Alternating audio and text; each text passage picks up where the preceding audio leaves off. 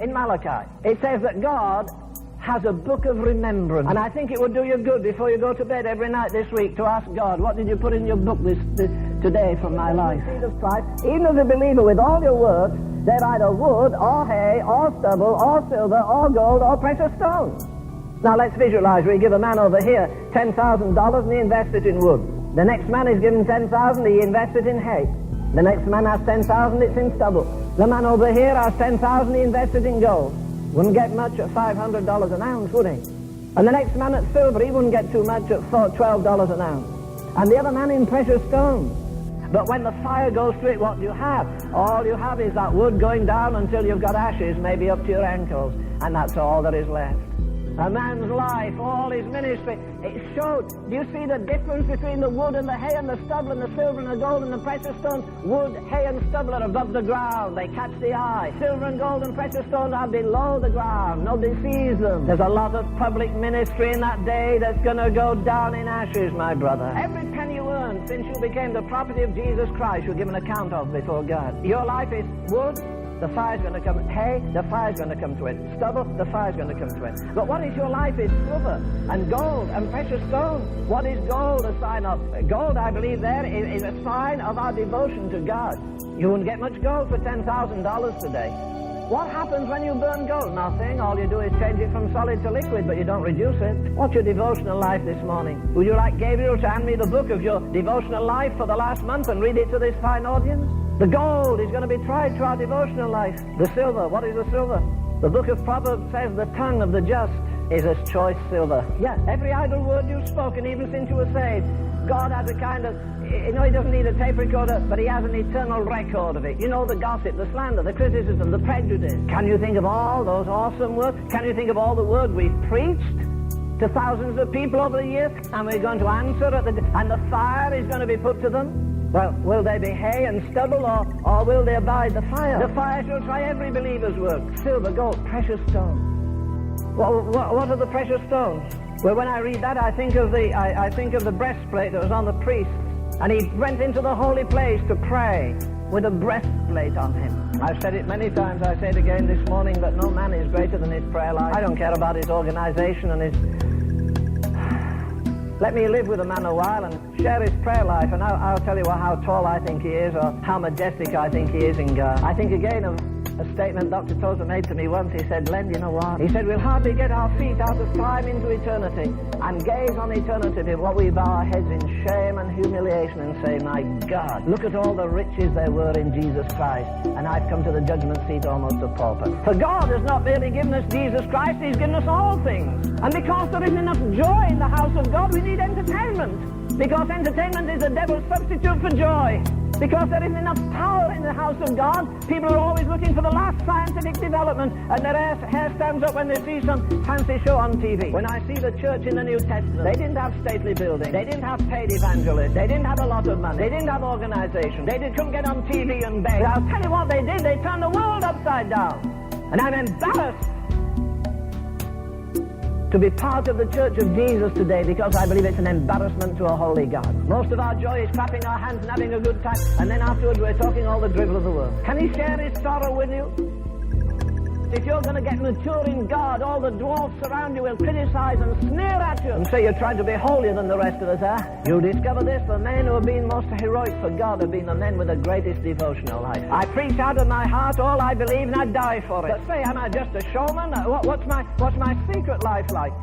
You know, if we can't live as a different breed of people on this earth, we've no right to live here. We shouldn't be affected by changing customs or changing styles or changing opinions or whether the stock market goes up or down. We ought to live every day as though we come out of another world into this world with the power of that world upon us. To live and speak and move and have our being in Jesus Christ. Before all the saints of all the ages, and you and I are to stand there alone on the dais and be judged for the deeds done in the body, for every aspect of our lives, for our praying, for our giving, for our living, for our talking. It's only one life will soon be past. Only what's done for God will last. And when I am dying, how glad I shall be if the lamp of my life has been burned out for thee. No, it's not so simple to be a Christian after all. It's a majestic thing. We ought to live eternity conscious in time. It's going to be an awesome day with the King of Kings and the Lord of Lords and the Judge of Judges. You see, there's no possibility of any rehearsal, because again, this is the final judgment. Can you see all the saints of all the ages And Leonard Ravenhill is standing there before a Christ whose eyes are full of holiness, where the place is breathing holiness, where there's all the majesty of an awesome God. And he reads the record of my poor life before all the saints of all the ages. Can you see the holy dead all lined up there? All the saints in the Old Testament, all the saints in the New Testament. It's not only true that we live in a world of bankrupt politics, we live in a world, and this is the most tragic of all, of a bankrupt church. God,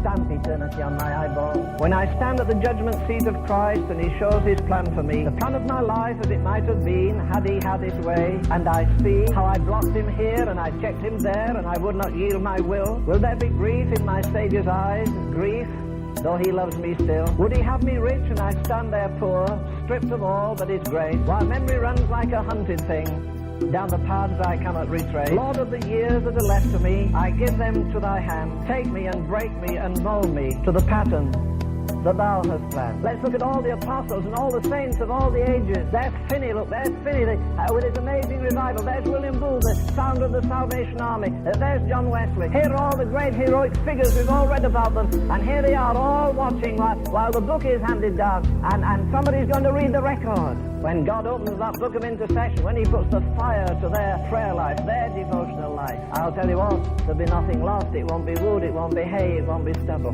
Not concerned about human opinion, not asking for more to spend prodigally on ourselves, but say, oh God, I want this life of mine adjusting so when I stand in your awesome presence, as James says, we shall not be ashamed at his appearing.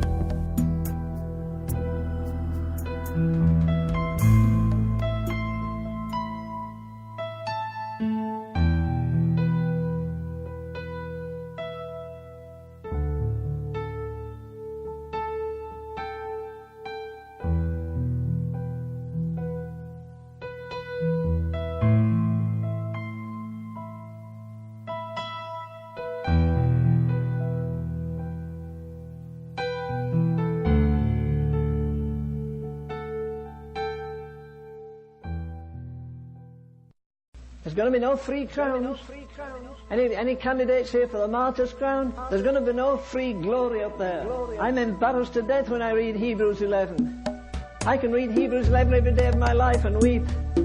I can turn my Bible over at the back. I can read the map at the back of my Bible and weep. Look what the Apostle Paul did. He had no plane, no jet plane. He had no automobile. Look at his missionary journeys. No wonder he says, in perils of the deep, in perils of my countrymen, in perils of labours, in prison. In the first 50 years of Wesley preaching, the men that joined up with him as preachers died at the average age of 32 years of age. They were burned out for gone. America is not dying because of the strength of humanism. It's dying because of the weakness of evangelism. We take people to the cross. We don't get them on the cross. The devil says, come down from the cross and save yourself. Why do you weep while other people are laughing? Why do you fast while other people are having a whale of a time? It's stupid, it is. Except in the light of eternity, it isn't.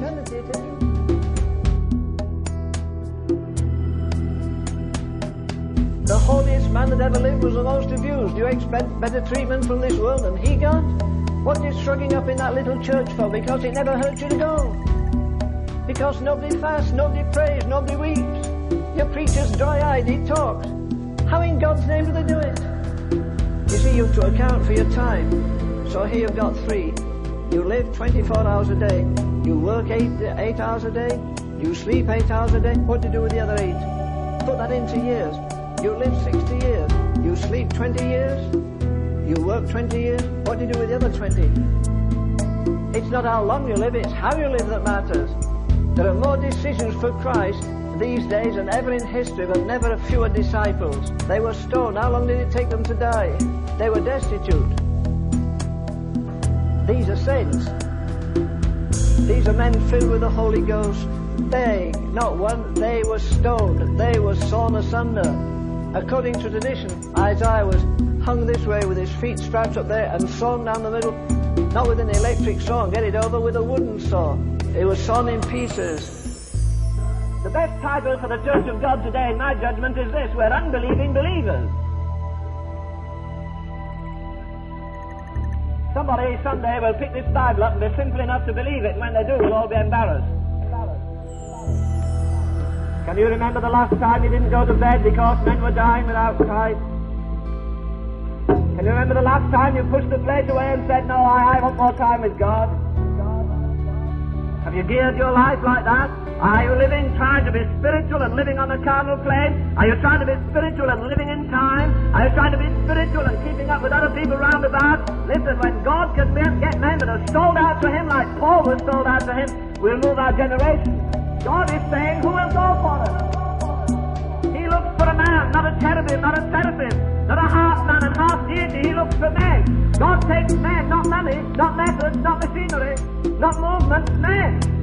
When I can say, Lord, I'm concerned, I'm speeding on to eternity. Look at my ministry, look at my life, look at my fruitlessness, look at my dry eyes, look at my poor spirit that has no ache in it. The men that die by the million, they're damned and lost. Look at me. Supposing you just ask God to show you one thing this afternoon. You'll get round, but you don't wear worldly things, you don't do this, you don't do that, they're all right, you'll get by. Listen, will you tell me this? Will you tell me, and if you tell me this, I'll tell you how spiritual you are. Will you tell me how much you pray a day?